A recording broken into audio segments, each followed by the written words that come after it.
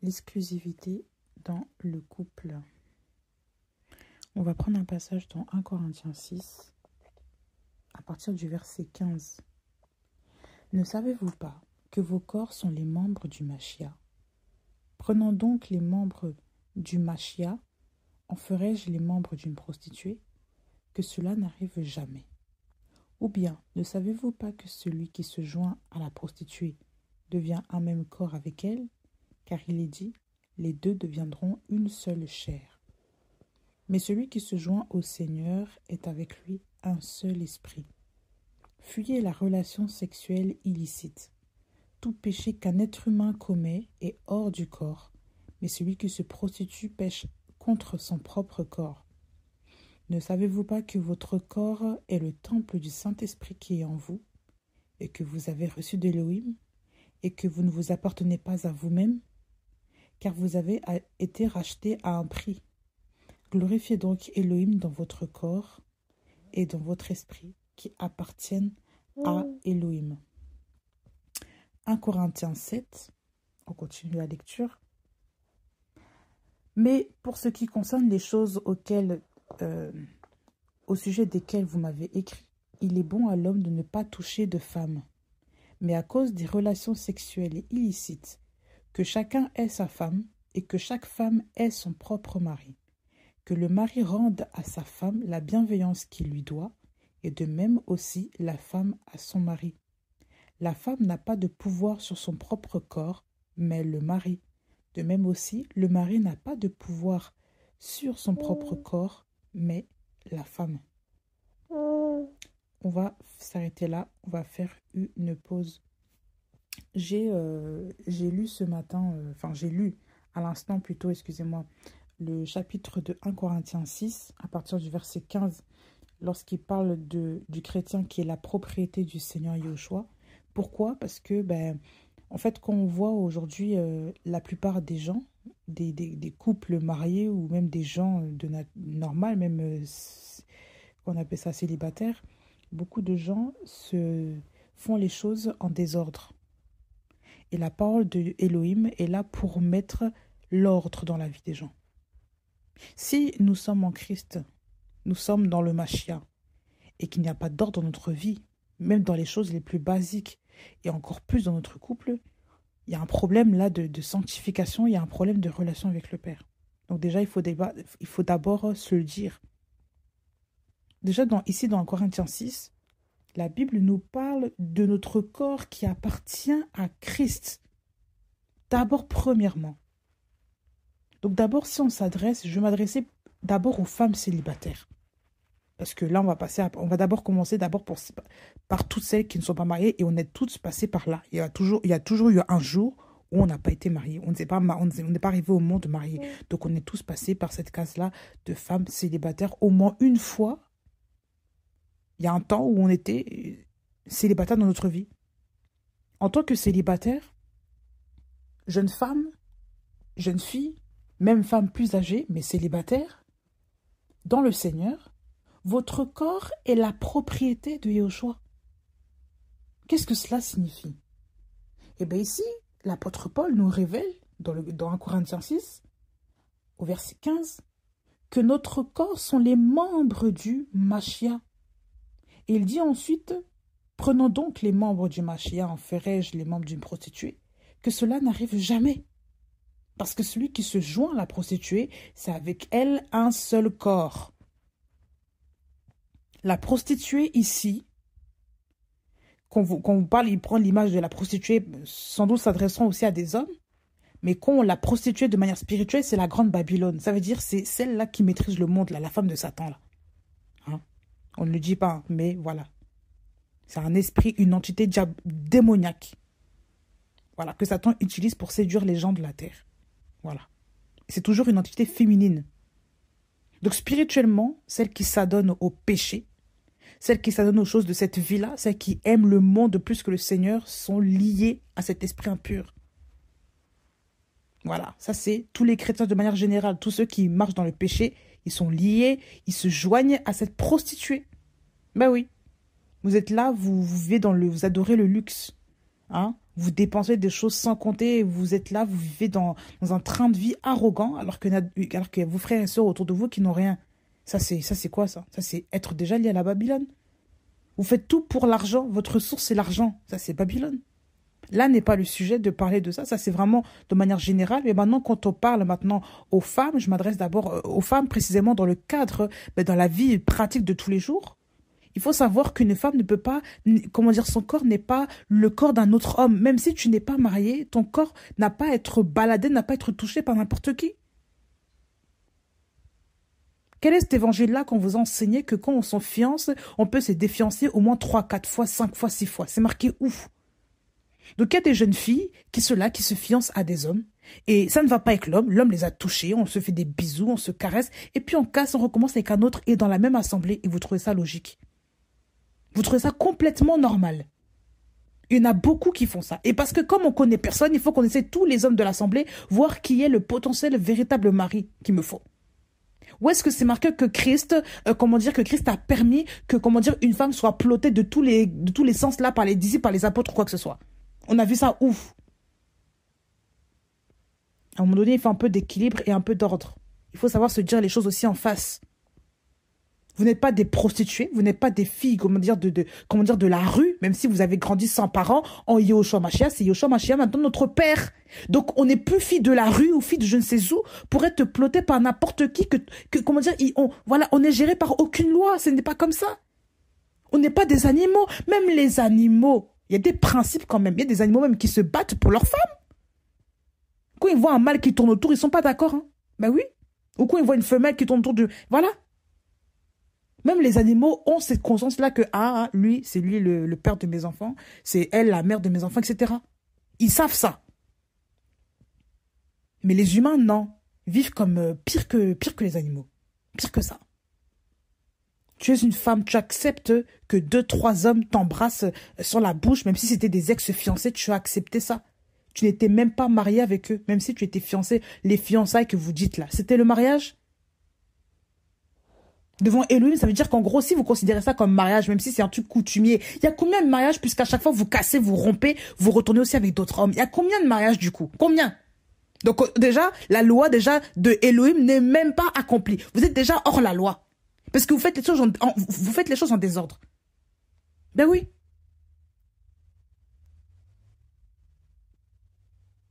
Ton corps est la propriété d'un seul homme.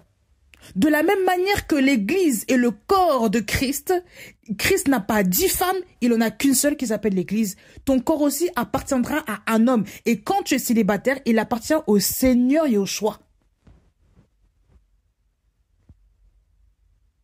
Donc quand tu es converti, tu te préserves pour le Seigneur. Ton corps est saint, il est sanctifié parce que tu vis en Christ.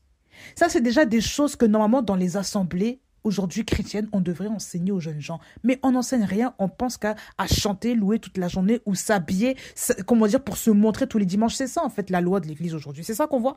C'est ça dans les églises qu'on voit aujourd'hui, dans les assemblées. Des assemblées qui sont complètement impudiques, on cache les choses. Hein? C'est comme une maison, on nettoie juste la façade, mais à l'intérieur, c'est complètement sale. Où est-ce que c'est nettoyé alors? Mais c'est ça que les gens font. Ils nettoient seulement l'extérieur, on voit que c'est beau, mais quand tu rentres, c'est catastrophique, c'est la mort qui est dedans. Et les gens sont comme ça, ils mettent les habits, ils mettent les costumes tous les dimanches, mais quand tu arrives dans les faits, quand tu grattes leur vie, c'est la cochonnerie spirituelle. On voit 5 amants, 5 ex, hein? Même la fille calcule dans sa tête que si ça ne marche pas avec lui, il y en a déjà un autre sur le côté. Hein? Les beaux métis, là, on va attraper un métis dehors, on va le ramener à l'église, on va dire que c'est un nouveau converti qu'on a évangélisé dehors alors que c'était un pur païen. Le garçon t'a juste aimé parce que voilà, tu lui donnes son corps. On appelle ça des convertis, on appelle ça vous appelez ça faire les choses dans l'honnêteté, dans la pureté, vous vous moquez de qui? Honnêtement, là. Après, on va se dire, oui, je suis chrétienne, je suis en Christ. Vous trouvez ça complètement logique. C'est quel Saint-Esprit vous avez reçu, là? Quand on dit Saint-Esprit, on dit Saint-Esprit. On ne dit pas esprit d'impureté. Hein? C'est marqué nulle part que Christ est impur. Donc quand on dit Saint-Esprit, c'est la sainteté. Où est la sainteté dedans? Même dans les pensées, tes pensées ne sont pas, voilà, tes pensées sont charnelles, elles sont obnubilées par le sexe. Mais attends, tes pensées ne sont pas pures. Tu as beau être célibataire, un célibataire comment dire, c'est pas un pervers, on n'a jamais dit ça quelque part là. Tu peux être célibataire et garder tes pensées en Christ aussi. Parce que tes pensées aussi doivent être celles de Christ, puisque normalement en tant que chrétien, ton corps et celui de Christ ne font qu'un. Ça veut dire que son esprit et le tien aussi ne font qu'un. Donc tes pensées et celles de Christ ne font qu'une. Mais toi, tes pensées sont toujours bizarres. Bizarres, tu ne penses qu'à la sexualité. Il y a un problème. Il y a vraiment un problème. Et qu'on voit le corps n'en parlant pas. On s'habille comme des femmes prostituées, on s'habille comme les femmes charnelles, comme celles du monde, mais on se dit quand même chrétienne, on va quand même à l'assemblée, il n'y a pas de souci quoi. Non, juste pour attirer le monsieur qu'on veut avoir. Vous trouvez ça normal? Tu mets ton corps en valeur comme ça, alors que demain tu seras traité de, pour pas dire le mot là, par ces hommes-là là. Ils se disent, elle, on va la voir facilement. Mais demain, lorsqu'ils vont t'épouser, c'est là qu'ils vont commencer à mal te parler, à te traiter, à même te tromper, parce que déjà, toi, il sait déjà que voilà, tu t'es rabaissé devant eux pour les avoir. C'est tout. Comment dire, tu t'es sali même avant le temps. Tu t'es dénudé même avant le temps. Pas sali, tu t'es dénudé avant le temps. Tu t'es craché toi-même dessus. Tu as permis que ta honte soit découverte devant les gens. Comment veux-tu demain être honoré dans un mariage? C'est normal que quand il y a des femmes qui rentrent maintenant dans un mariage, eh ben, ça attire toutes sortes de problèmes. L'homme les trompe, il y a toutes sortes de trucs. Mais c'est normal, tu t'es bradé au moins 1000 fois, là. Tu as fait des choses qui n'étaient même pas, voilà. Est-ce que ça c'est, je sais pas. C'est pas logique tout ça, là. Ben non. C'est la sirène des eaux qui vous envoûte. Et vous pensez que c'est Elohim que vous avez juste parce que vous chantez à l'assemblée. Vous pensez comment dire, que Elohim marche dedans. Et vous toutes qui faites ça, vous savez très bien ce que vous faites. Vous savez très bien là où vous marchez.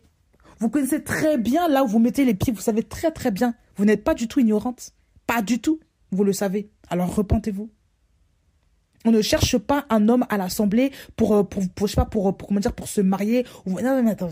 L'assemblée, c'est pas ça le but. C'est pas ça le but. Est-ce que Christ a dit qu'il fallait rechercher un mari dans l'assemblée? Il a dit quoi? Recherchez premièrement le royaume des cieux et sa justice et le reste vous sera donné, non? Donc, qu'est-ce qu'on doit rechercher d'abord en venant à l'assemblée? Ou même devant le Seigneur, tout court devant le Seigneur. Est-ce que c'est un mari? Il y a des femmes qui ne prient que pour ça. Je veux un mari, je veux un mari, je veux un mari. Hein? Mais on ne sait même pas, on ne connaît même pas déjà les lois de la parole. On ne connaît même pas déjà la parole en elle-même. Mais on veut tout avoir du Seigneur. Comme des bébés qui, je sais pas quoi. Voilà. Mais par contre, lire la Bible, ça, on ne veut pas lire. Ça, on ne peut pas. Au lieu de demander au Seigneur la sagesse, comment dire, le discernement, comment dire, la sanctification pour vivre une vie normale et pour un jour se marier avec une bonne personne qui va nous respecter, non, ça on veut pas. On veut tout avoir sauf lire la Bible. Ça on veut pas avoir ça. Une vie de crainte de Dieu, ça on veut pas avoir. Après on s'étonne qu'il y a des démons qui viennent, qui font la java dans notre couple, la java dans notre vie, que rien ne marche, qu'on casse 1000 fois. On est obligé de divorcer parce que le mari a fait tellement de choses qu'on ne peut pas rester avec lui. On s'étonne après. C'est normal que les mariages aujourd'hui ne marchent pas. Parce que la première des choses que les gens veulent avoir, c'est le mariage. Mais qui vous a dit que le mariage est un socle? Qui vous a dit que le mariage est le fondement de l'homme? Qui vous a dit ça? Il y a des gens qui sont clairement célibataires et qui sont plus heureux que ceux qui sont mariés. Et ils ont tout à fait raison, ils sont tout à fait dans leur droit. Donc même vous, les mères, ça ne sert à rien de vouloir forcer vos filles à vous marier pour je sais pas, pour soi-disant avoir des petits-enfants ou des je ne sais quoi. Alors que même la fille ne connaît même pas les lois du mariage. Elle ne connaît même pas déjà celui qui a créé le mariage qui s'appelle Elohim. Elle ne connaît même pas ça. Vous voulez la forcer à rentrer dans un cimetière avant le temps. Parce que quand on n'est pas affermi rentrer dans le mariage, c'est pour finir comme pour finir en fiasco. Il y a des femmes qui sont même pas heureuses dans le mariage. Bah oui. C'est marqué, je sais pas quoi, c'est marqué marié sur le papier à la mairie, c'est déclaré marié, mais quand tu vois leur vie de tous les jours, c'est la catastrophe. On n'est pas heureux, on n'est même pas épanoui. Ben oui. C'est le désordre, on appelle ça un mariage, ça? Sur le Elohim, est-ce que c'était ça le mariage? Où est-ce que c'est écrit que le mariage, c'est le papier? C'est marqué où? Vous qui dites, oui, il faut que je sois mariée, il faut que j'ai mon titre de femme mariée. Oui, tu es femme mariée, juste devant l'état civil, devant Dieu, femme mariée. Parfois, on se pose des questions, on se dit, mais mariée où ça? Mariée où? Il y a des femmes qui sont mariées, mais qui sont clairement impudiques, qui veulent draguer tous les hommes, tout ce qui bouge là, je sais pas, on veut draguer ça. Hein, je sais pas, on convoite les autres hommes en cachette, en secret, mais on s'appelle quand même femme mariée. Une femme mariée selon le Seigneur ou selon le diable, là, hein, une femme étrangère, femme adultère. Hein? Parce que même dans les pensées, quand tu penses à un homme, tu convoites de faire des choses avec lui, c'est déjà de l'adultère, ça. Donc, en quoi est-ce que ça c'est déjà une femme mariée bien selon le Seigneur? Tu es femme mariée selon le papier. Sur le Seigneur, là, ça, c'est déjà le divorce. Bah oui. Vous croyez que c'est quoi, là? Vous croyez que c'est... Est-ce que vous croyez vraiment, genre, que c'est une mince affaire? Vraiment que c'est une blague, tout ça, là? Bah oui.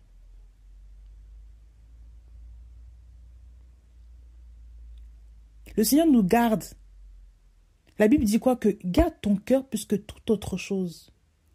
Car c'est de là que procèdent les sources de la vie. Il y a des gens qui ne gardent pas leur cœur dans le Seigneur. Ils ne gardent pas leur cœur pur. Leur cœur est toujours tourné vers les choses de ce monde. Comment voulez-vous que les choses, que leur mariage subsiste? Que même leur vie aille bien? Comment voulez-vous? Ils sont rongés par toutes sortes de choses. Ils ouvrent leur cœur, leur porte à toutes sortes de désirs, de choses qui ne vont pas. Il y a même des choses qu'il faut arrêter. Vous êtes avec des compagnies, des femmes qui sont toujours en train de vouloir draguer les hommes, les séduire. Vous commencez, à s'inscrire, je sais pas, sur des applications de Tinder ou je sais pas quoi pour draguer les hommes, pour avoir des hommes. Comment voulez-vous que garder votre cœur pur et sain dans ces conditions-là avec des compagnies qui vous entraînent toujours à convoiter, qui vous entraînent aussi à convoiter les hommes? C'est impossible. Il y a des amitiés auxquelles il faut dire non. Je ne serai plus avec cette personne-là. Parce qu'à chaque fois que je suis avec elle, elle m'entraîne, elle me tente à convoiter aussi. Tout comme elle convoite, elle ne fait que de convoiter des hommes toute la journée. Bah oui. Les réseaux sociaux aussi, c'est la même chose. Si vous voyez qu'il y a des réseaux sociaux qui vous empêchent d'être dans la sanctification, dans la crainte du Seigneur, qui vous empêchent d'être, je sais pas quoi, dans le... Non, il faut vraiment, se garder. Il faut que vous gardez vous-même. C'est pas un pasteur qui va vous garder, c'est vous-même. Dans le Seigneur qu'elle vous garder. Parce que le Seigneur vous donne la force de le faire. Il a dit gardez votre cœur. Plus que toute autre chose. C'est à toi de le faire, c'est un ordre. Ce n'est pas quelqu'un d'autre. Alors pourquoi avoir des compagnies, qui vous entraînent toujours au malheur, à la bizarrerie? Un jour vous vous retrouvez dedans, vous dites mais qu'est-ce qui m'arrive? Et là tu fais des mauvaises rencontres. Et là, voilà. Tu commences à te mélanger, tu commences à te joindre à la prostituée spirituelle. Hein? Babylone, Satan, tu commences à ouvrir des portes dans ta vie. Et après, tu t'étonnes. Après que ton mariage, ton couple ne va pas. Tes fiançailles ne vont pas. C'est normal. Parce que tu as ouvert toutes sortes de choses. Voilà, à l'ennemi. Tu as ouvert tes oreilles à n'importe qui. Tu as ouvert tes yeux sur n'importe quoi. Tu as écouté des personnes qui t'ont induit en erreur. Bah oui, c'est tout à fait normal. Parce que vous êtes manipulable, vous êtes influençable.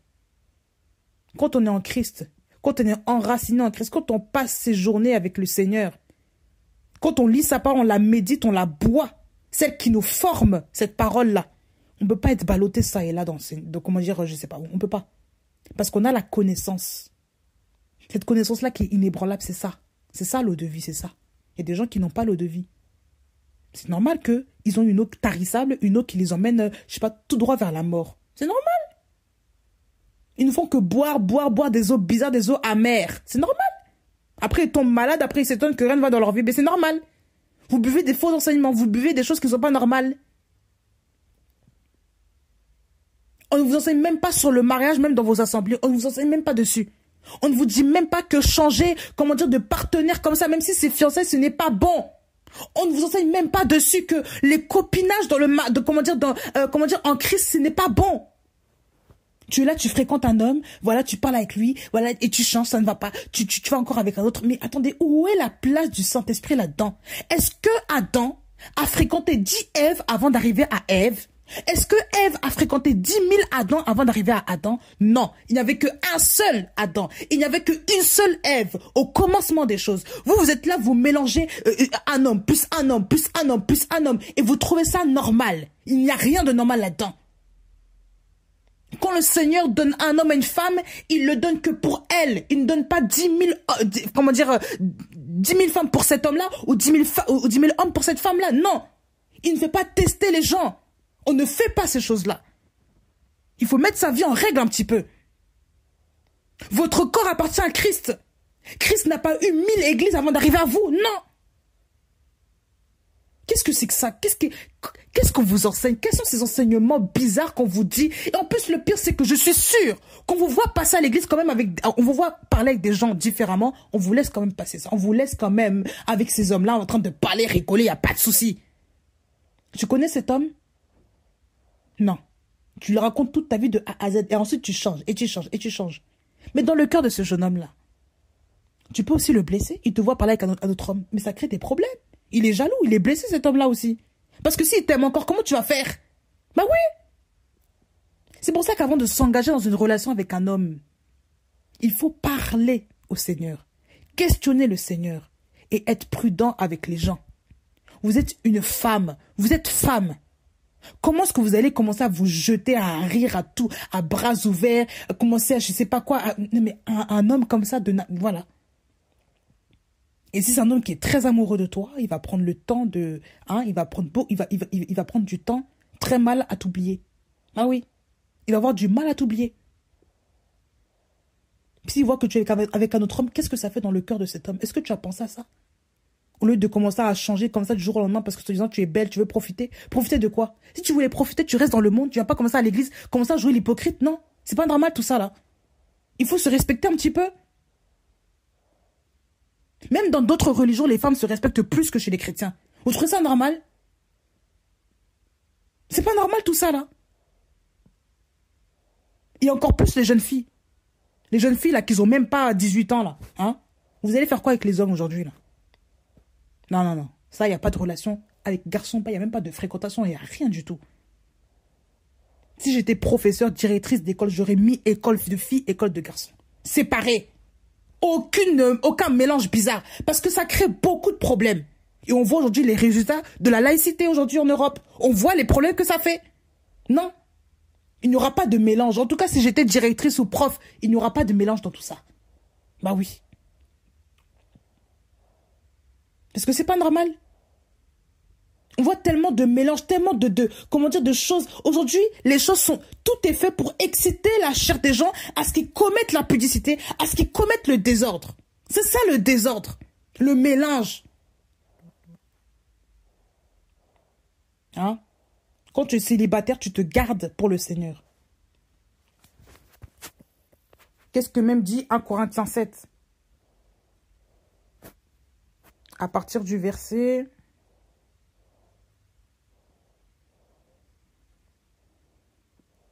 Voilà. À partir du verset 34, 1 Corinthiens 7, 34. La femme est la vierge, celle qui n'est pas mariée, s'inquiète des choses du Seigneur, afin d'être sainte et de corps et d'esprit. Mais celle qui est mariée s'inquiète des choses du monde, de la manière dont elle plaira à son mari. Donc, la première des choses dont quoi doit s'occuper la vierge, donc la femme célibataire, celle qui n'est pas mariée, épousée, c'est quoi? C'est de s'inquiéter des choses du Seigneur. Pour être sainte de corps et d'esprit. Donc, femme, tu n'as pas à courir après les hommes en tant que célibataire. Et déjà, c'est dégradant pour une femme de faire ça. Toi, tu es une femme, tu vas courir après un homme. Tu trouves ça normal? C'est quelle logique, ça? Ça, c'est quel enseignement? Vous avez vu ça où? Respecte-toi. Reste calme, là. Il faut un petit peu se poser, parfois juste attendre. Et parfois, il faut juste se poser, attendre. Il ne faut pas forcer les hommes. Il ne faut pas non plus provoquer les hommes à vous suivre. Provoquer dans le sens charnel. On les provoque à travers des habits particuliers. On les provoque à travers des je sais pas, des clins d'œil, comment dire, le maquillage charmeur, à travers une coiffure, le parfum. Mais ça, c'est pas ça. Ça, c'est déjà l'influence de la séduction. Ça, c'est déjà Babylone, là. Ça, c'est la sirène des eaux qui vous inspire pour faire tomber les gens avec vous. C'est ça. Ce n'est pas le Saint-Esprit qui fait des choses comme ça. Le Saint-Esprit ne fait pas ça. Non. Parce que Ève, quand elle arrivait devant Adam, elle était nue, elle était ce qu'elle était. Il n'y avait pas de parfum, il n'y avait pas de maquillage. Elle n'avait pas pris clin d'œil ou je ne sais quoi. Elle était arrivée devant Adam. Adam l'a aimée, il l'a épousée. Elle était simple. Donc une femme qui est extrêmement maquillée, qui vient toujours avec les artifices, ça ce n'est pas biblique. Honnêtement, je vais dire clairement les choses. On n'a jamais dit que le maquillage était interdit, ni les accoutrements, ni les beaux vêtements, ni le mascara, ni les bijoux ou quoi que ce soit, ni les rajouts. Mais tout ce qui est excès, tout ce qui pousse à frapper l'œil, tout ce qui pousse même à vous dénaturer le visage, vous trouvez que ça, c'est vraiment biblique, ça? Alors qu'une femme est appelée à être sobre? Donc, à quel moment est-ce que le Seigneur vous dirige dans votre vie? Vous qui êtes censés apporter même déjà la parole aux autres, être des mères dans la foi. Vous ne pouvez même pas déjà vous enseigner vous-même sur même votre accoutrement, votre comportement, votre manière de vivre. Ça, on ne peut pas. Mais on veut enseigner le monde entier.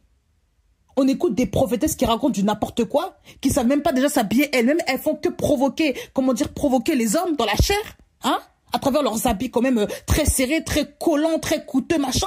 Exciter la jalousie d'autres sœurs qui n'ont rien. Et vous trouvez ça normal? On a besoin des prophétesses? Où est-ce que dans la Bible, est-ce qu'on a parlé même de l'accoutrement de la prophétesse Hulda ou Déborah? On a parlé de leur accoutrement où? C'est pour vous dire que c'était même pas important. Où est-ce qu'on a parlé de l'accoutrement des femmes qui étaient somptueux, machin? On a parlé de ça où? Une femme qui sert le Seigneur, on a parlé de ça où? Où? À quel moment? Montrez-moi le verset.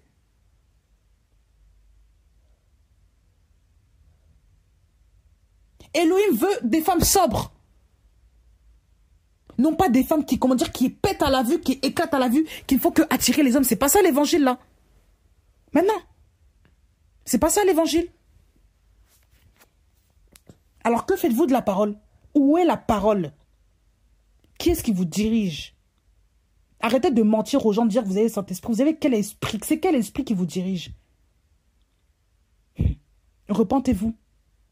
Ça, c'est pas la loi de l'Éternel, ça. Yahweh n'est pas dans ces choses-là, là. Les artifices, là. La séduction, là. La manipulation par le corps. Elohim n'est pas dedans. Vous êtes animé par le serpent, vous pensez que ça, c'est normal. Vous voulez faire quoi? Croire quoi à qui, là? Hein? Je pense qu'à un moment donné, il faut aussi arrêter de se moquer des gens. Il faut arrêter de mentir comme ça aux gens. Il faut être sanctifié.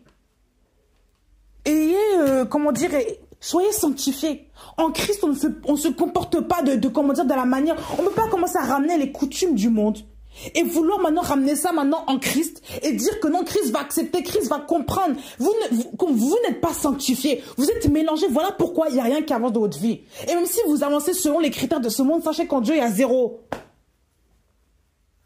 Ben oui. Parce que Christ n'est pas le premier. Christ n'est pas le premier. Yahweh n'est pas le premier. Il n'est pas le chef de votre vie. On a dit au commencement Elohim. On n'a jamais dit au commencement, je ne sais pas quoi, l'homme, le mari, voilà. On n'a pas dit au commencement le mariage. On n'a pas dit au commencement la femme. On n'a pas dit au commencement le maquillage. Au commencement, l'accoutrement. Au commencement la chirurgie esthétique. Au commencement Elohim. Où est Elohim dans votre vie? Juste à vous voir par votre apparence, on voit déjà qu'Elohim n'est pas là. Ça se voit déjà, ça se sent. Il n'y a même pas à voir midi 14h. Ça se voit, ça se sent. Oui, des femmes découvertes comme ça qui montent leurs cuisses pour plaire aux hommes dehors. Ça, c'est normal, ça. La femme vierge s'inquiète des choses du Seigneur. Voilà. Du Seigneur. On n'a pas dit qu'elle s'inquiète du mari. Du Seigneur. Et encore pire, les célibataires maintenant, qui vont vouloir maintenant convoiter les hommes mariés. Ça, c'est encore un autre truc, ça. Mais dans tous les cas, c'est l'esprit de la séduction aussi qui est là. Toi, tu es une femme célibataire. Certes, tu n'es pas mariée. Tu vas vouloir parler à un homme marié toute la journée pour faire quoi? Il est ton mari? Même la manière dont tu lui dis bonjour, c'est un bonjour bizarre. Tu pouvais même juste dire bonjour d'une manière, mais non, toi, t'es là, tu bonjour, tu attrapes le frère, la bise, machin, tu le serres dans tes bras, mais il est marié, ça va pas ou quoi? C'est quelle audace, ça, encore? C'est quelle audace, ça? Toi, tu es marié, tu vas commencer à prendre le mari d'autrui, commencer à le serrer dans tes bras comme ça. En tant que femme célibataire, l'autre est marié, tu le sais. Tu as déjà la semence de la sirène des eaux en toi. Parce qu'une femme qui est sanctifiée saura que ça, c'est pas un comportement normal. Le Seigneur éduque ses filles et ses fils. Il éduque ses enfants. Donc, comment ça se fait que toi, tu as un comportement babylonien tandis que l'autre est marié? Tu te comportes encore comme une prostituée. Ah oui, c'est normal. Les femmes païennes, elles s'en foutent. Ben oui, pour elles, c'est normal de voler le mari d'autrui. C'est normal de prendre le mari d'autrui. C'est normal de pousser le mari à divorcer de sa femme. C'est tout à fait normal. C'est normal de commencer à séduire le monsieur, de venir se dandiner devant lui. C'est normal. Mais toi, en tant que femme chrétienne, tu le fais encore. C'est que clairement, tu n'es pas convertie. Ben oui. Parce que l'esprit de Dieu n'est pas l'esprit de tentation, n'est pas l'esprit de divorce. La Bible dit que Elohim ne tente personne. Donc, comment ça se fait que toi-même, tu tentes les hommes devant toi? Tu trouves ça normal? Tu tentes les gens. Tu les pousses à divorcer. Tu les pousses à tromper leur femme pour aller vers toi. Même par les yeux. C'est quoi ça? Tu mets du maquillage pour montrer que tu étais la plus belle, que tu es la plus belle.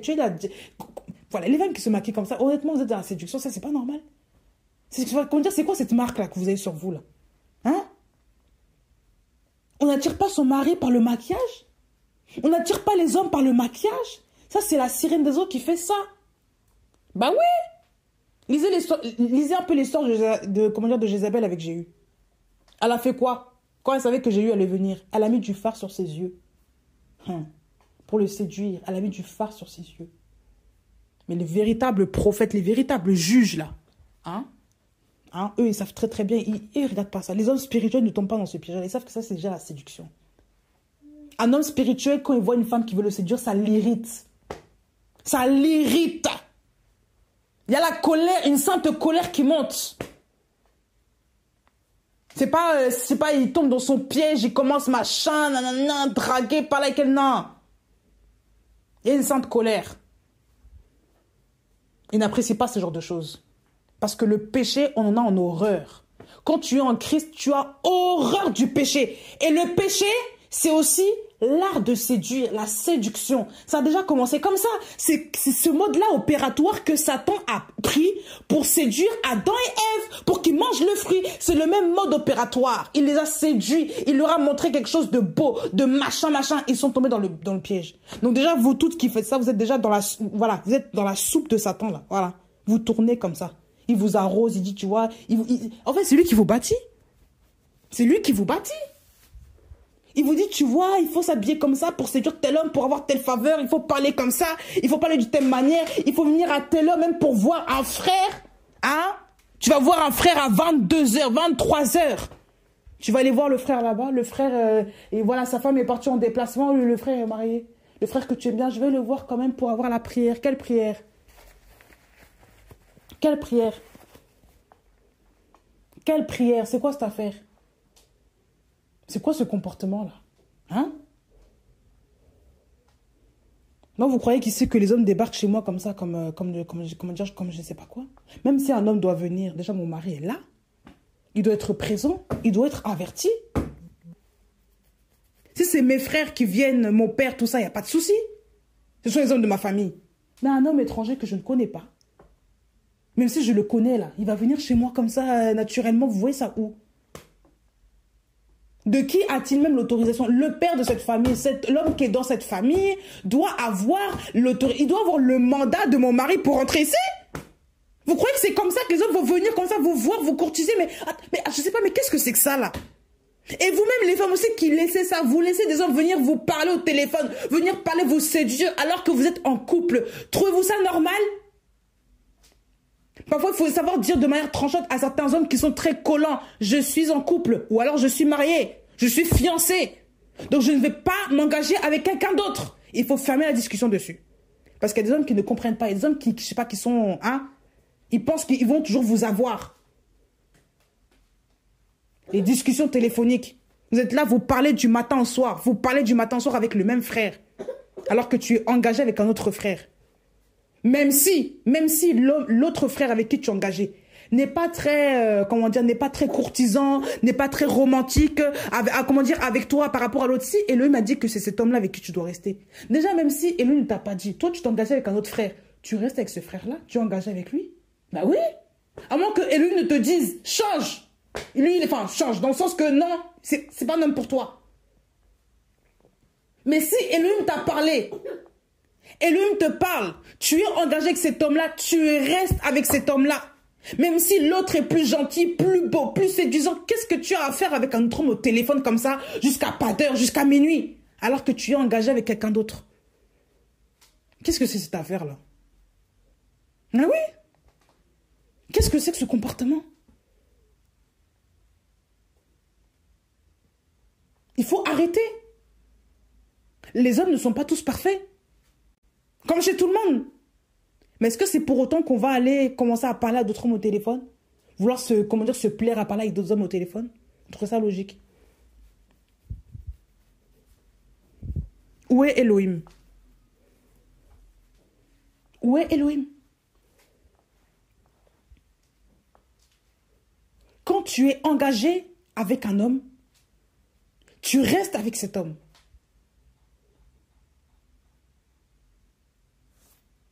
Quand tu es engagé avec un frère, devant le Seigneur, tu t'es engagé devant la famille, même si ce frère, parfois, il y a des coups qui sont difficiles avec lui, tu restes avec ce frère. Tu persévères avec lui. C'est lui que tu as choisi. Pourquoi est-ce que tu vas vouloir, papillonner avec différents hommes comme ça? C'est pas logique, ça. Ça veut dire que dans même le mariage, tu continueras aussi à le faire. Bah oui, ça c'est déjà une semence. Dans le mariage, tu continueras déjà à le faire. Parce que déjà, tu n'es pas ferme, tu n'es pas stable.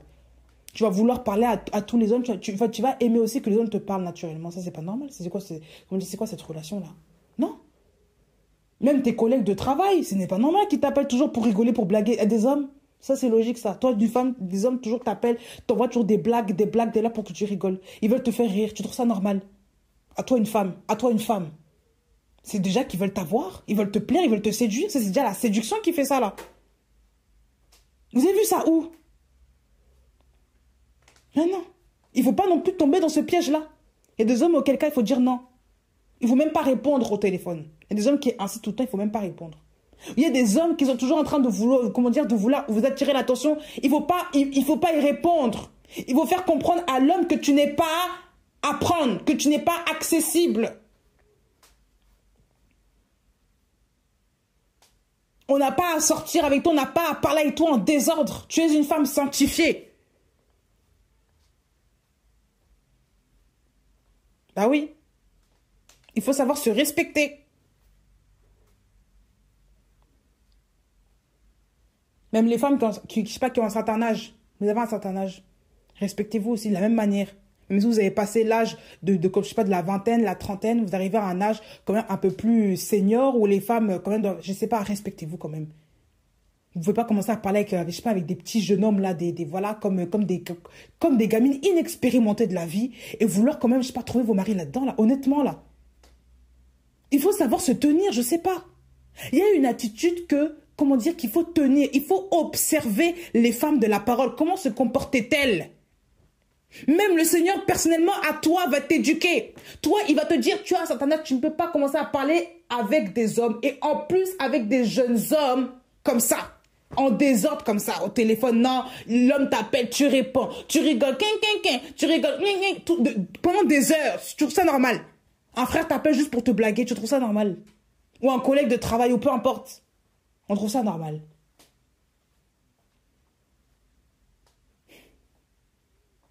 Ah ben oui. Des femmes qui rigolent avec tout le monde. Des femmes qui veulent animer, par leur rire. Hein? Elles sont tellement festives que tous les hommes veulent avoir son numéro de téléphone. Voilà.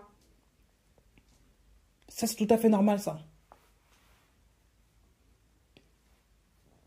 Quand l'ange de Yahweh était venu voir Abraham, les voyageurs qui étaient venus voir Abraham pour lui annoncer que Sarah aura un fils, Sarah était où? Dans sa tente. Sarah n'était pas sortie à l'encontre de ces messieurs vouloir rigoler, le grand sourire et les bisous. Elle était dans sa tente. Elle était dans sa tente. Elle n'est pas sortie devant eux comme ça. Il y a une décence à avoir. Il y a des femmes, on les voit partout. L'homme va, il est avec ses collègues. Non, elle arrive et rigole avec tous les hommes. Tout va bien. Non, mais je ne sais pas.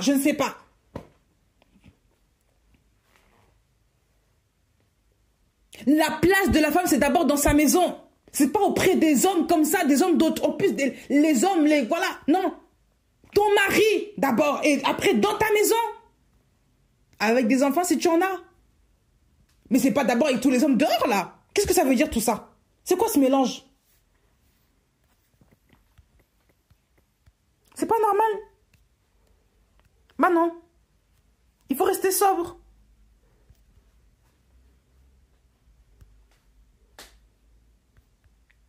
La sobriété, c'est important.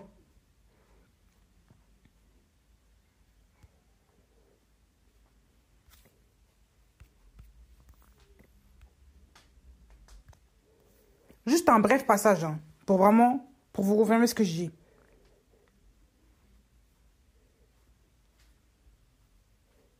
Écoutez. Abraham ami de Yahweh. Yahweh se fit voir, donc c'est Bereshit 18, Genèse 18. Yahweh se fit voir à lui parmi les grands arbres de Mamré, alors qu'il était assis à la porte de la tente pendant la chaleur du jour. Il leva les yeux et regarda. Et voici, 3 hommes se tenaient debout devant lui. En les voyant, il courut de la porte de sa tente à leur rencontre et se prosterna à terre. Il dit, « Seigneur, s'il te plaît, si j'ai trouvé grâce à tes yeux, ne passe pas. S'il te plaît, loin de ton serviteur. Qu'on prenne, s'il vous plaît, un peu d'eau pour vous laver les pieds et reposez-vous sous cet arbre. Je prendrai un morceau de pain pour fortifier votre cœur. Après quoi, vous passerez outre, car c'est pour cela que vous êtes passé près de votre serviteur. » Et ils dirent, « Fais ce que tu as dit. » Abraham s'en alla en hâte dans la tente vers Sarah. Il s'en alla en hâte dans la tente vers Sarah et lui dit, « Vite, pétris 3 mesures de fleurs de farine et fais des gâteaux. » Abraham courut au troupeau, prit un jeune bœuf, tendre et bon, et le donna à un serviteur qui se hâta de le préparer. Il prit du beurre et du lait, et le jeune bœuf qu'on avait préparé, et le mit devant eux. Il se tint debout auprès d'eux, sous l'arbre, et ils mangèrent. Ils lui dirent, « Où est Sarah, ta femme ?» Il dit, « La voilà dans la tente. » Il dit, je reviendrai vers toi comme en ce temps, vivant, et voici Sarah, ta femme, aura un fils.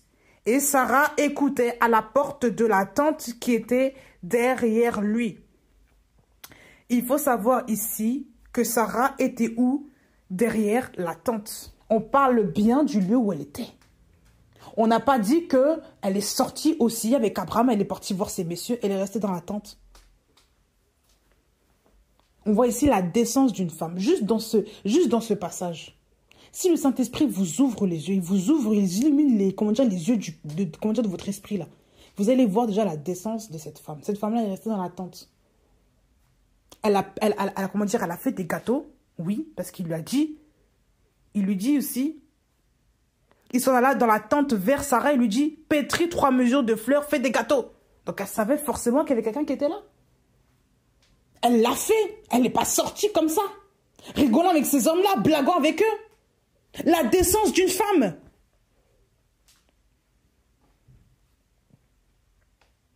Les femmes auparavant avaient du respect. Elles ne se levaient pas pour aller voir des hommes et tout ça, tout ça, tout ça.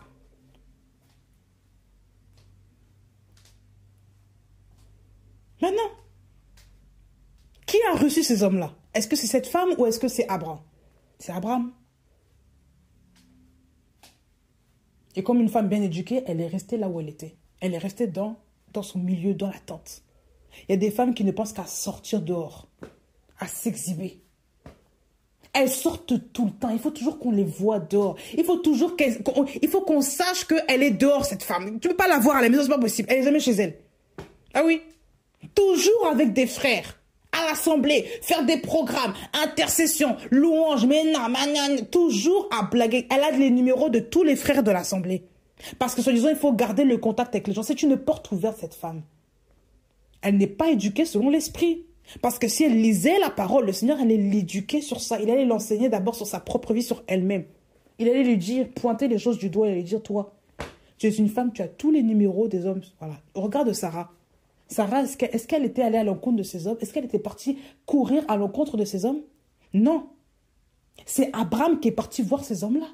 Cette femme est restée dans sa tente. Elle est restée pudique. Une femme qui se respecte ne va pas courir vers les hommes comme ça. Il faut se respecter. Il faut apprendre l'honneur, la discipline, la sobriété. C'est quelque chose qui s'apprend au pied du Seigneur. Et à un moment donné, il faut arrêter. Il faut préserver souvent les jeunes femmes là aussi. Quand vous voyez que les assemblées, quand vous voyez que je sais pas, des jeunes femmes, même nouvellement converties, elles ne savent pas ces choses-là. Il y a des hommes qui tournent autour d'elles. Parfois, il faut savoir les reprendre sèchement et enseigner aussi les filles. Dire clairement. Montrer dans la parole, à l'appui de la parole, et des choses, des comportements qu'il faut avoir en tant que fille de Dieu. Tu ne peux pas faire ça. Là, non, c'est des choses, voilà. Il faut reprendre des deux côtés. Ben oui. Il faut garder sa pudeur. Il faut garder son innocence. Il faut garder son respect, son honneur.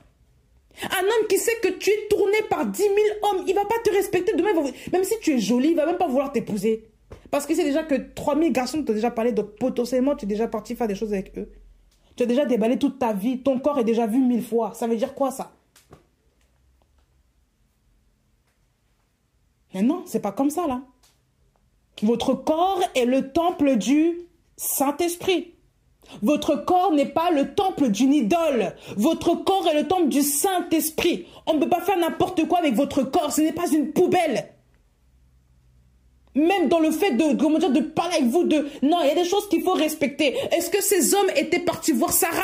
Ils ont juste demandé où est-ce qu'elle est. Il a dit, elle est dans la tente. Il n'a pas dit, Sarah, viens. Donc l'homme aussi protège sa femme. Il a dit, elle est dans la tente. Il n'a pas dit, Sarah, viens, on t'appelle. Il a dit, elle est dans la tente. Ces hommes-là ont juste parlé. Ils n'ont pas cherché à voir Sarah. Donc aussi, parenthèse aussi que j'ouvre, un homme qui est bien éduqué ne va pas commencer à chercher à voir ta femme. Il va d'abord traiter avec l'homme. C'est ça aussi l'éducation. Donc les jeunes hommes qui cherchent toujours à tourner autour, même les hommes mariés, hein. Soi-disant, je sais pas, sa femme, la femme d'un mari est prophétesse, donc il faut absolument que je parle à cette femme et pas à l'homme. Tu ne passes jamais par l'homme pour parler à cette femme-là? Mais non. Ça ne se fait pas tout ça. C'est quoi cette indécence-là? C'est quoi ce manque de respect? Il y a un homme dans cette maison avec cette femme-là. Parle de moi à cet homme. Qu'ils soient déjà au courant déjà que tu parles à cette femme.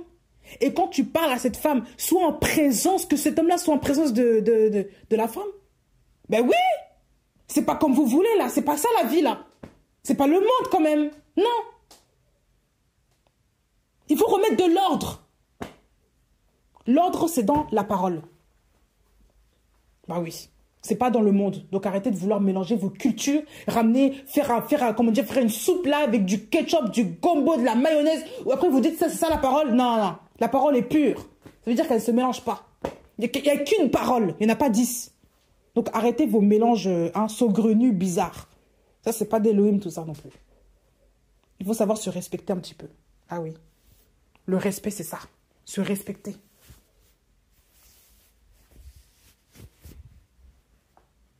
Et maintenant, les femmes mariées. Les femmes mariées aussi, vous avez des grands problèmes là. Il y a des femmes mariées qui ont des très grands problèmes. C'est même souvent ça, même parfois, qui occasionne beaucoup de jalousie aussi dans les couples. Vous êtes marié à un homme. Vous savez très bien que l'homme, lui, je sais pas, il est inconverti ou peu importe. Vous êtes là, comme soi-disant, c'est au nom du Seigneur. Le Seigneur est, le Seigneur est amour. Le Seigneur, c'est si vous avez commencé à vouloir vous permettre à parler à des frères au téléphone pendant des heures, rigoler avec le frère alors que vous savez très bien que votre mari est inconverti. Vous trouvez ça normal? Comment voulez-vous gagner votre mari? Au Seigneur. Comment voulez-vous même que le Seigneur touche son cœur, excusez-moi du langage, comment est-ce que voulez-vous qu'il touche son cœur alors que vous êtes dans une démarche à vouloir, je sais pas, honnêtement,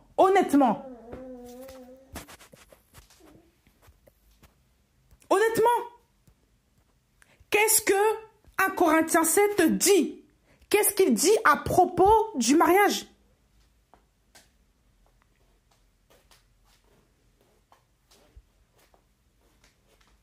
La femme n'a pas de pouvoir sur son propre corps, mais le mari. De même aussi, le mari n'a pas de pouvoir sur son propre corps, mais la femme. Mais la femme.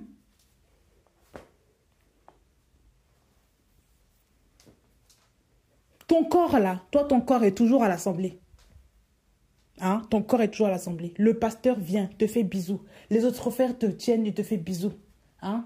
Au nom de, comment dire, quand je sais pas quoi, au nom de la relation fraternelle, vous tenez la main, machin, vous trouvez ça normal. Vous faites des grandes, je sais pas, des grandes embrassades aux gens, vous trouvez ça normal. Honnêtement, votre mari, il apprend ça, il va trouver ça normal. C'est comme si vous voyez votre mari en train de faire un câlin à une femme, vous trouvez ça logique? En tant que femme mariée, pardon, ne me parlez pas de, je sais pas de quoi, d'amour d'Élohim, alors que l'amour d'Élohim n'a rien à voir avec ce que vous dites là, avec ce que vous faites là. Ce n'est pas ça du tout l'amour d'Élohim. Où est-ce que vous avez vu dans la Bible une femme qui va commencer à embrasser, comment dire, les disciples, les apôtres, comme ça, de manière claire là? Vous avez vu ça où? Où? Et que ces hommes-là acceptent aussi, ils font des grandes accolades aussi aux sœurs. Hein? On est là, on se vautre l'un contre l'autre. Hein? Voilà, je sais pas, on va passer les détails. Vous trouvez ça normal? Mais ton corps n'est plus sanctifié. Ton corps est à ton mari. Ton corps appartient à ton mari. Le corps du mari aussi appartient à sa femme. Donc c'est quoi ces grandes embrassades que vous faites aux gens? Et quand tu rentres à la maison, tu ne peux même pas faire un bisou à ton mari.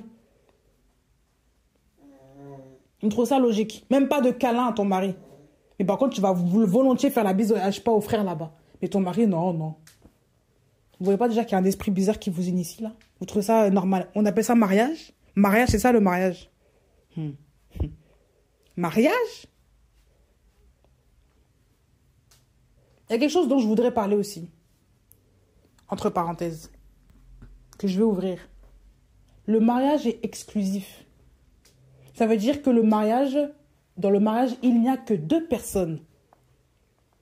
L'homme et la femme. Il n'y en a pas 3 ni 4. Ni 5, ni 6, ni 7, ni 8, ni 12, ni même une famille. Non, 2 personnes. Le mariage contient 2 personnes.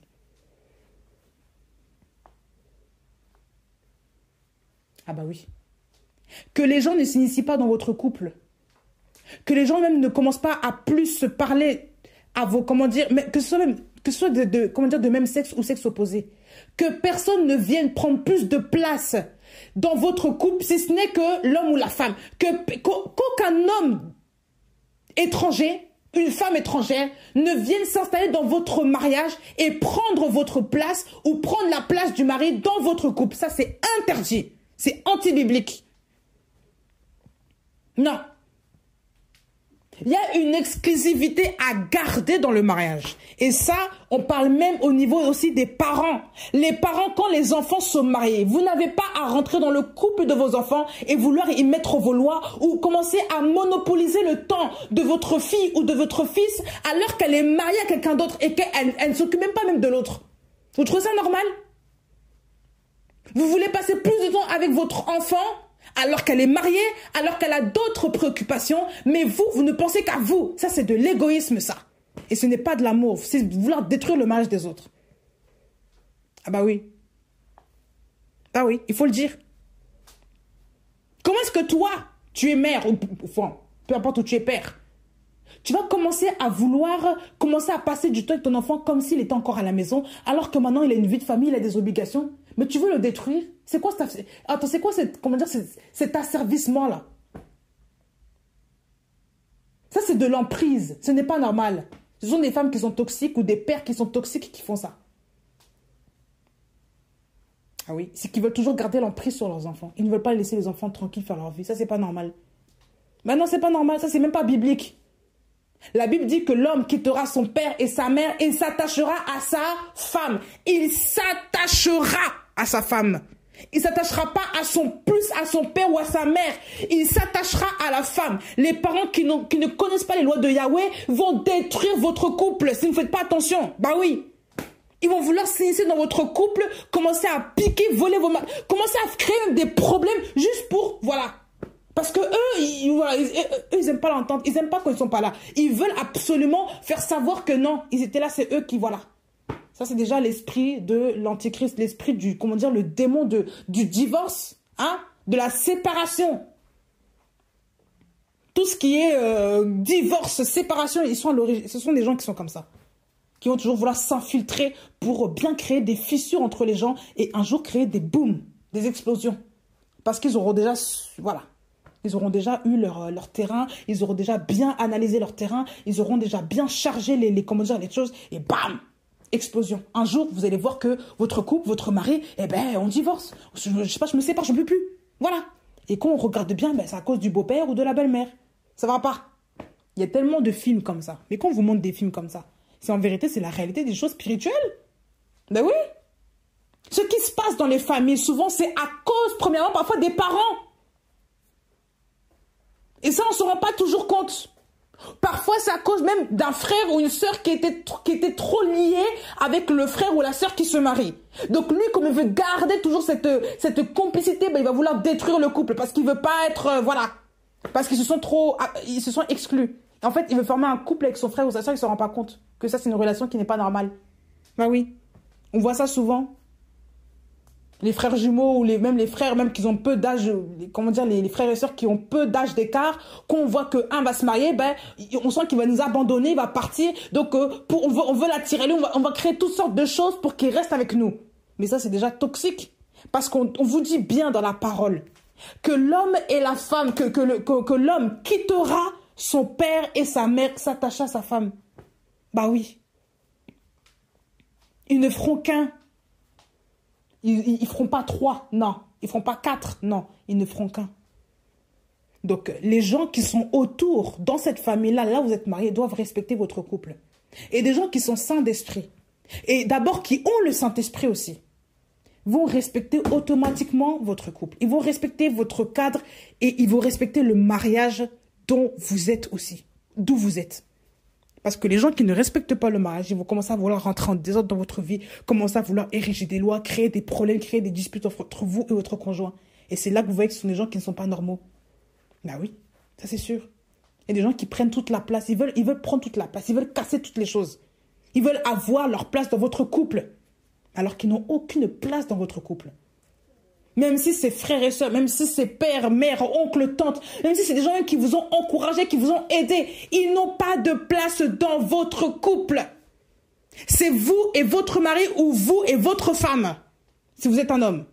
Donc on n'a pas à mélanger les sauces. Eh ben non. De toute façon, si vous le faites, vous allez voir les résultats. Vous allez voir que, vous allez commencer à de moins en moins aimer votre mari ou votre femme. Commencer à créer des problèmes par-ci par-là. Moi, il y avait une personne de ma famille qui l'a clairement dit. Si tu as des problèmes avec moi, voilà, il faut m'en parler. Il faut venir me voir, il faut ceci, il faut cela. Ou voilà, machin. J'ai dit, mais qu'est-ce que c'est quoi cet esprit de contrôle, là? C'est quoi cet esprit de division, là? C'est quoi cette histoire? J'étais tellement énervée en moi. Je n'ai rien dit. Parce que c'est une personne que je devais respecter. Je n'ai rien dit. Mais un jour, on a reparlé avec mon conjoint. Mon conjoint a dit, de toute façon, je ne faisais même pas attention. Mais vraiment, la colère, que je me suis dit, c'est vraiment là que j'ai vu. On se dit, parfois chrétien, mais on a des comportements qui révèlent vraiment que nous ne sommes pas enfants de Dieu. Parce qu'un enfant de Dieu, même avec un jour de conversion, quand tu as l'esprit de Dieu, tu sais qu'il y a des choses que tu ne peux pas faire. Si tu veux, c'est des convictions que tu as, que tu sais que ça, c'est pas normal. Il y a des convictions qui montent, même parfois sans même lire. Admettons, tu as un jour de conviction, tu as un jour de conversion au Seigneur Yoshua. Tu ne connais pas la Bible comme ceux qui ont été pendant 10 ans. Mais même la conviction, le Seigneur va te faire savoir qu'il y a des choses qui ne sont pas normales que tu fais. Tu vas le savoir. D'autres, il va t'enseigner. D'autres, il va te... ça, c'est le péché. Ça, c'est pas normal. Ça, c'est pas bien. Il va te le dire. Il va te le dire. Le Saint-Esprit est celui qui nous convainc du péché. La Bible dit qu'il convainc du péché, de justice, d'équité, de jugement, si vous voulez. Il convainc. Il nous convainc. C'est l'esprit de la conviction aussi. Ben oui. Donc si tu sais que toi, normalement, en tant que chrétienne, tu sais que rentrer dans le couple de 2 personnes, ce n'est pas normal. Ça, tu le sais. Il faut être exclusif. Il faut laisser les gens tranquilles. C'est une famille. On n'a pas à déranger ça. Et le premier qui a fait ça dans la Bible, c'est qui? Qui a dérangé le couple là? C'est qui le premier qui a fait ça? C'est le serpent, encore une fois. Un homme et une femme qui s'entendent bien, il arrive, il commence à parler à la famille, il prend tout le temps à la famille, il explique, il fait ses hypothèses, il crée ses trucs, et forcément un jour, elle fait manger, et voilà, elle dispute. Mais non, c'est toi qui m'as fait manger ça, c'est à cause de toi, c'est à cause de toi, c'est à cause de toi. Embrouille, dispute, péché. Et on enfante des enfants, un qui tue le frère, parce que la porte a été ouverte. Voilà. Vous voyez ce que ça donne? Les mauvaises compagnies, les mauvaises relations, ça entraîne des erreurs comme ça. Il a pris toute l'attention de la femme. Il a monopolisé le temps à la femme. Il y a des gens avec qui il ne faut plus parler. Il faut arrêter les conversations téléphoniques. Arrêter de rester à n'en plus finir à parler avec ces gens-là. Ils vont vous détruire. Je vous le dis. En fait, leur objectif, c'est de passer par vous pour détruire votre couple. Détruire votre famille que vous êtes. Parce qu'eux-mêmes savent qu'ils sont déjà prévus pour la destruction. Il n'y a plus rien à faire pour ces gens-là. Bah oui. Ils veulent se venger de votre bonheur. Ils sont pas contents. Regardez l'histoire de Satan dans la Bible. Satan a été projeté du ciel jusqu'aux Hadès, jusqu'en enfer, là. Voilà, alors qu'à la base, il était très beau, tout ça, mais il a été projeté. Pourquoi? Parce qu'il a voulu, son cœur il a voulu monter vers les montagnes d'Élélion. La Bible dit qu'il a voulu s'élever au-dessus d'Élohim. Il a été projeté. Ce sont des gens ils ont été déchus de la grâce. Le Seigneur les a rejetés, il n'y a plus de communion. Donc eux, tout ce qu'ils pensent à faire, comme ils sont rattrapés par l'ennemi, ils veulent détruire maintenant les familles des autres. Ils veulent commencer à semer leurs graines. Ils vont commencer à vous parler, vous enseigner, vous former. Ils vont commencer à vous dire des choses. Vous allez traîner avec ces gens-là. Ils vont vous sortir toutes sortes d'enseignements pour vous détruire, pour vous formater. Et vous allez dire que non, on n'y prend pas garde, c'est pas grave, il est gentil. C'est quelqu'un de ma famille, je la connais, c'est mon sang. Oui, c'est ton sang. Mais ce sang-là, cette personne-là, qui est près de toi, inconsciemment ou consciemment, elle œuvre pour ta destruction. Ah oui. Il y a des gens avec qui il ne faut pas se lier d'amitié. Il y a des gens avec qui il ne faut pas se lier de compagnie. Il y a des gens avec qui on ne marche pas. Parce qu'ils ne sont pas de la race d'Élohim. Ils ne sont pas inscrits dans le livret de famille d'Élohim. Ils ne sont pas enfants d'Élohim. Il y a des gens, ils sont clairement, c'est marqué sur leur front ivré. Même quand tu les vois, tu sais très bien que c'est livré. Il y a des fruits, il y a toutes les preuves qui montrent. Tous les fruits là. On voit tout, dans toutes leurs œuvres. On sait que ça c'est livré. Depuis longtemps, c'est livré. Ils ont commencé comme ça, ils finiront comme ça. Mais toi, tu vas encore te persuader que c'est une bonne personne, qu'elle marche seulement parce qu'elle a été blessée. Non, c'est ça livré. Là, ça, c'est livré qu'on te montre. Ce sont des gens qui, hier, ont reçu quelque chose. Ils l'ont perdu parce qu'ils ont abandonné Christ. Ils sont déchus de la grâce. Et le Seigneur leur a parlé. Il leur a parlé. Ils n'ont pas entendu. Ils sont retournés dans leur voie. Ils sont retournés en arrière. Ils écopent maintenant des fruits.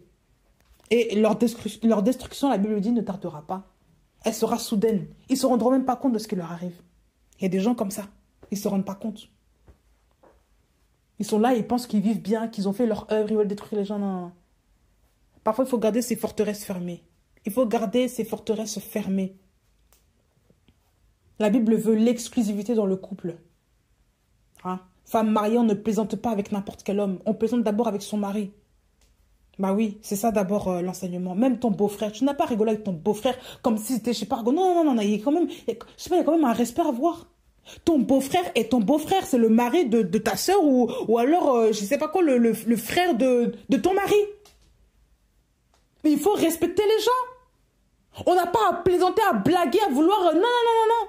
Et ton mari est là à côté, il vous regarde. C'est quoi ça?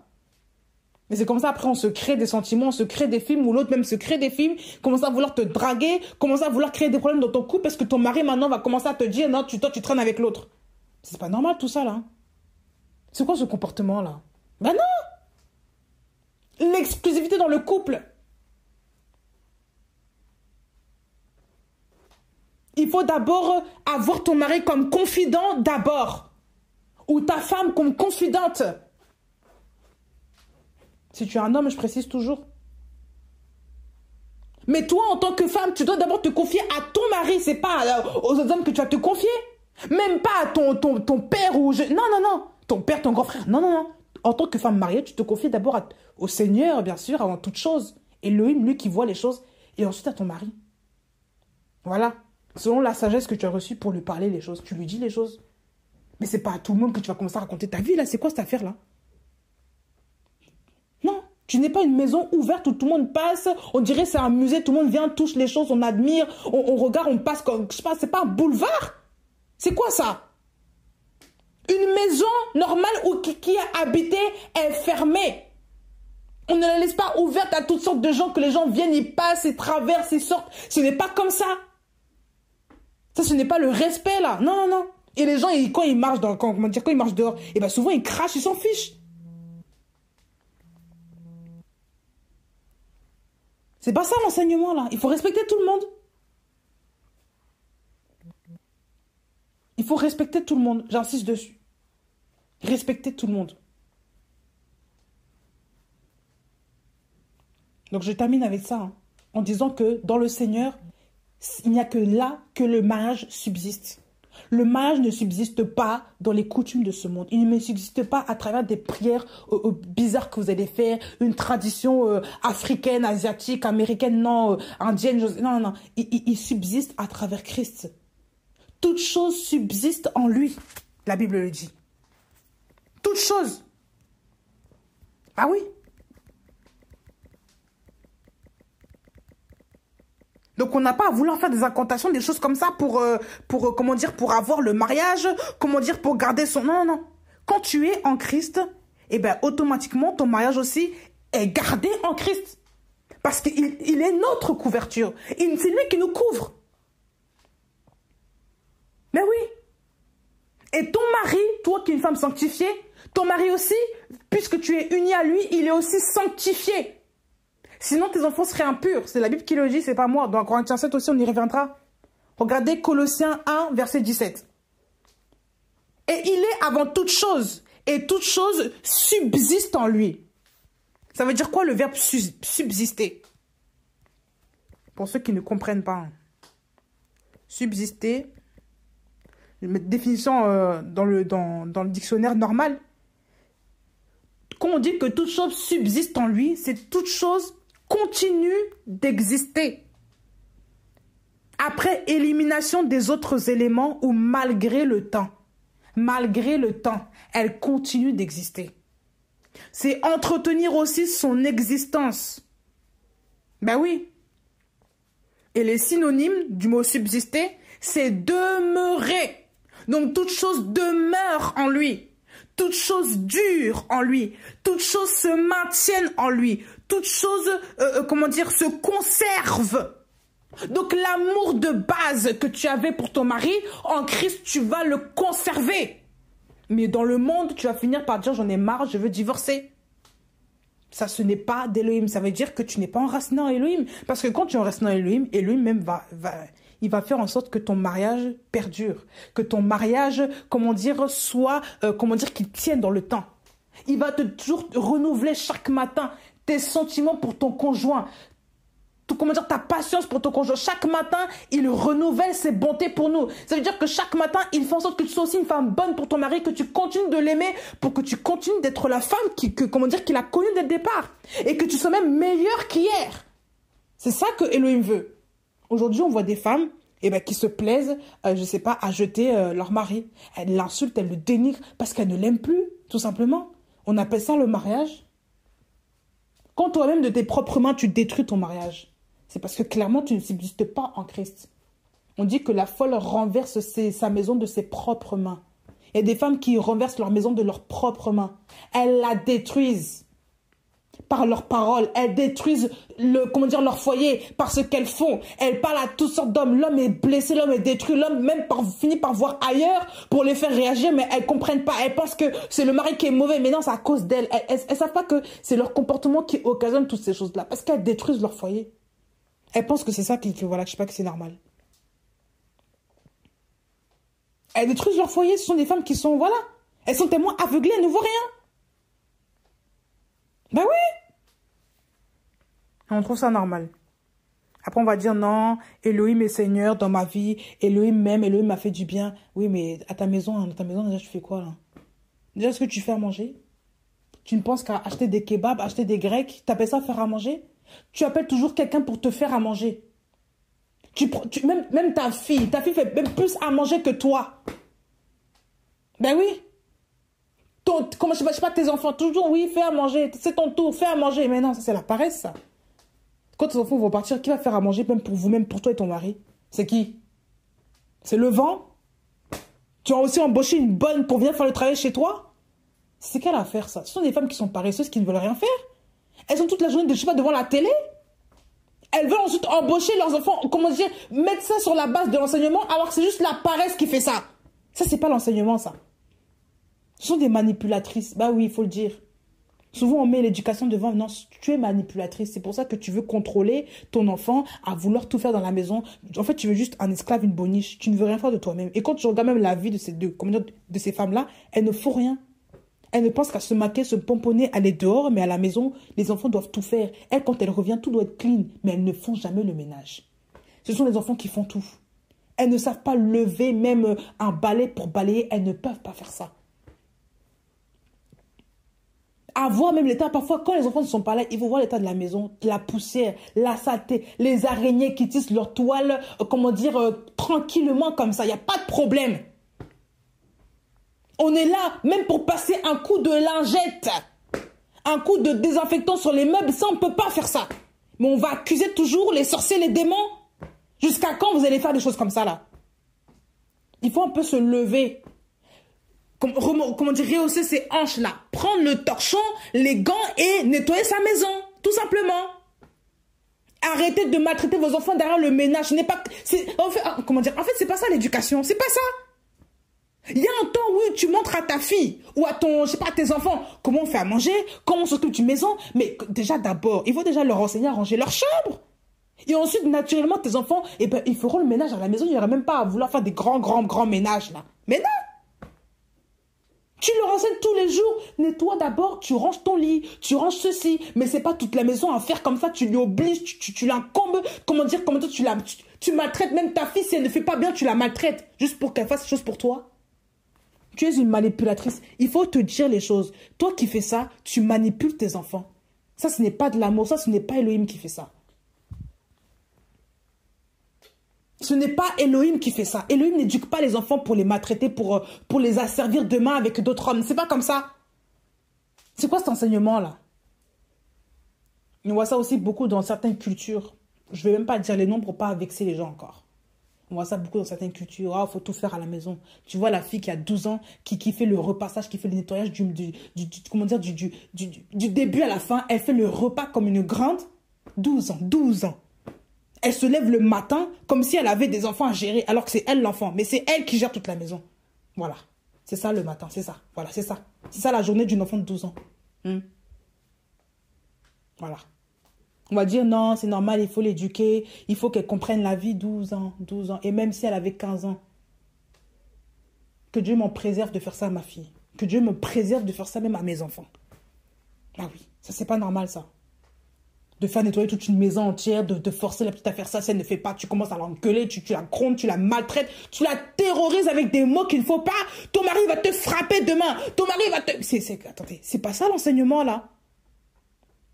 Tu la chicotes, tu la reprends, mais si tu n'es pas content, tu fais à manger, tu le montres. Mais voilà, c'est ça aussi l'enseignement. Au lieu de laisser les enfants, je sais pas, se galmer 1000 fois et les, comment dire, et les frapper avec des mots qui ne sont même pas normaux de dire à des enfants. Tu ne seras pas une bonne femme, ton mari va te... Voilà. Hein? Ce n'est pas ça l'enseignement. Et derrière ça se cachent aussi des femmes très paresseuses, très manipulatrices, hein? Qui n'ont rien à faire du bien-être de leurs enfants. C'est ça aussi qu'on voit. Donc arrêtez de vous cacher derrière cette fausse éducation que vous donnez à vos enfants, alors que vous êtes en vérité en train de vouloir les utiliser à votre guise pour vous. Voilà. C'est vous les pharaons de la maison, là. C'est pas eux. Voilà pourquoi aussi les gens vous fuient. Il faut le dire aussi. C'est pour ça aussi que les gens fuient les autres. Ben oui. Quand on grandit, après, on ne veut plus avoir affaire à certains parents, je sais pas, à certaines personnes, parce qu'on se dit, mais lui, là, non, non. Quand j'étais jeune, c'était pas possible. Non, parfois, il faut laisser les gens respirer, vivre. On se dit, alléluia. Je suis en paix, là. Hein? Heureusement que le Seigneur nous restaure. Voilà. Mais il faut savoir se dire les choses. Il y a des gens avec qui ça ne marchera pas. C'est comme ça. Que le Seigneur vous bénisse, qu'il vous encourage, qu'il vous guide et qu'il vous encadre au nom du Seigneur.